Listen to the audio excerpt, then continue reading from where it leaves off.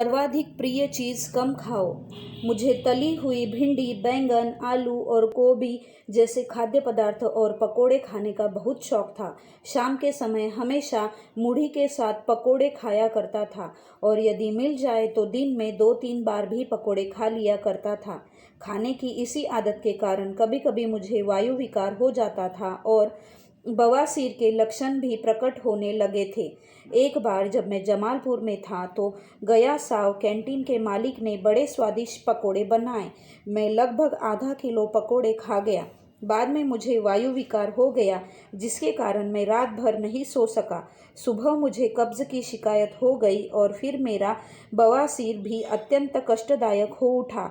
इस तरह मैं पूरे दिन व्यथित रहा। शाम को जब बाबा जागृति आए तो सभी लोग जागृति में स्थित उनके कमरे में चले गए। सभी ने साष्टांग प्रणाम किया और उनके नज़दीक बैठ गए, लेकिन मैं वायु विकार से पीड़ित था, इसीलिए मैं कमरे के दरवाजे के पास ही रुका रहा। बाबा ने मुझे खड़े होने का आदेश दिया। मैं खड़ा हो गया।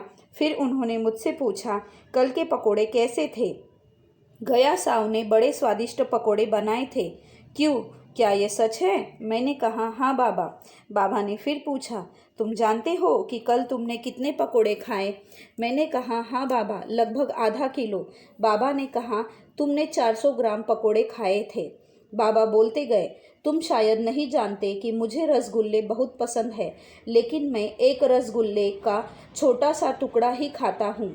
खाने का यही सिद्धांत है कि जो चीज़ तुम्हें बहुत अच्छी लगती है उसे कम से कम खाना चाहिए, और यदि उसे अधिक खाओगे तो वह तुम्हें परेशान करेगी, जिस तरह कल रात से आज तक तुम परेशान हो।